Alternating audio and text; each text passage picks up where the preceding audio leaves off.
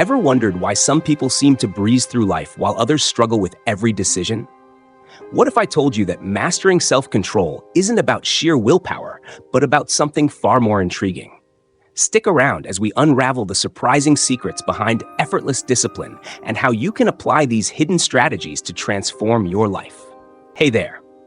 Let's take a moment to explore something that really ties in with Buddhist principles: how relying solely on willpower might not be the best strategy for getting things done, and what you can do instead to keep yourself motivated and steer clear of procrastination. You've probably heard the saying that willpower isn't an infinite resource, right? Throughout the day, as you make countless decisions, that mental reserve starts to wear down, and your dopamine levels, the stuff that makes you feel good and motivated, start to drop. It's almost like your willpower and energy are on the same battery. And as that battery drains, so does your ability to push through challenges.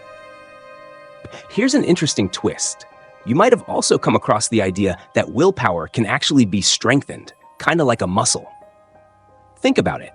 When you resist that tempting dessert or push yourself to hit the gym instead of vegging out in front of the TV, you're exercising a part of your brain called the anterior cingulate cortex. This part is deeply connected to your willpower and even your overall zest for life. People who live longer, they tend to have a more developed anterior cingulate cortex. So when you take on difficult tasks, you're actually building up this mental muscle, making it more resilient over time. But here's where it gets tricky. If we can strengthen our willpower, why do we sometimes end up feeling completely drained and unable to keep going? It's a lot like physical exercise. You work out your muscles one day, but then you need to give them time to rest and recover before you hit the gym again, right? The same concept applies to willpower. As your day progresses, your dopamine levels gradually decrease, leaving you with less patience and a higher risk of burning out. So if you rely too much on sheer willpower, you're likely to find yourself hitting a wall sooner or later. The truth is, we don't have as much control over our impulses as we might like to believe. There's a bit of a Buddhist undertone here, the idea that the sense of control we cling to is, in many ways, an illusion. This is why it's so important not to underestimate the power of mindful decision-making and self-regulation. In essence, while willpower is important and can be cultivated, it's not the be-all and end-all. Being mindful of how you manage your energy and understanding that sometimes less is more is crucial. By making conscious choices and structuring your life in a way that reduces unnecessary stress, you can create an environment that supports your goals rather than drains your reserves. This approach is very much in line with Buddhist teachings, which emphasize the importance of balance, mindfulness, and the understanding that true control comes from within, not from trying to overpower our natural tendencies.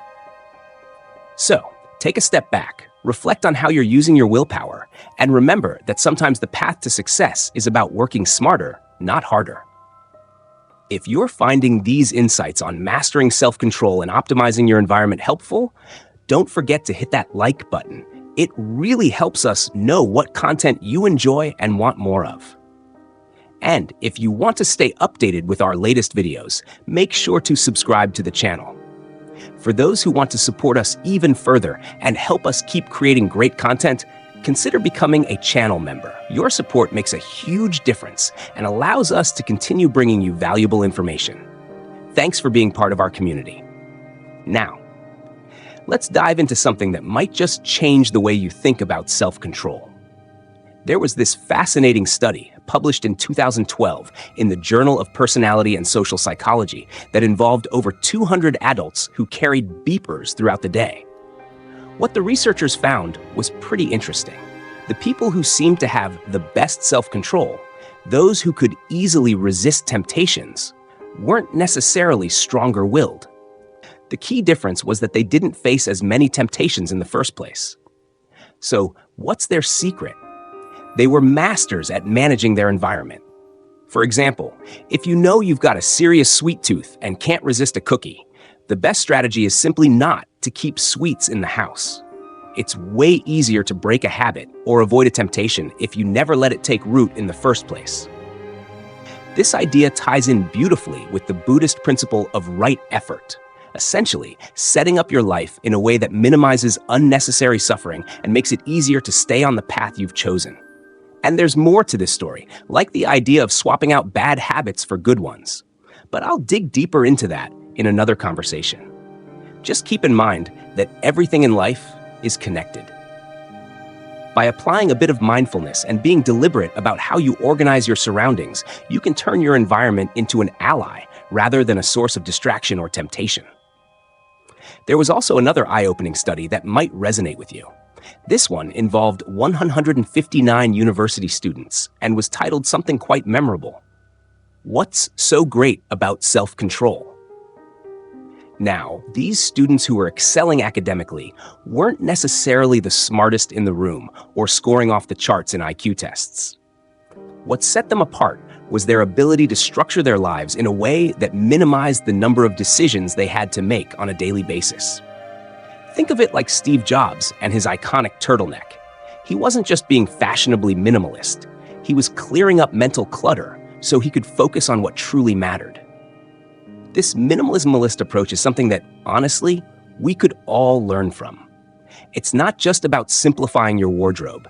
It's about simplifying your life to create space for the things that are really important. Thanks for sticking with me through this deep dive into mastering self-control and optimizing your environment. We've uncovered how willpower isn't an endless reservoir, but a skill that can be developed and supported by smarter life choices. By setting up your surroundings to minimize temptations and replacing old habits with new ones, you're setting yourself up for success and a more mindful, balanced life. If you found these insights valuable, don't forget to hit that subscribe button and give this video a thumbs up. It really helps out. And hey, if you know someone who could benefit from these tips, share this video with them. Your support means the world and helps us keep bringing you valuable content. Thanks again for watching, and here's to your journey towards a more controlled and fulfilling life.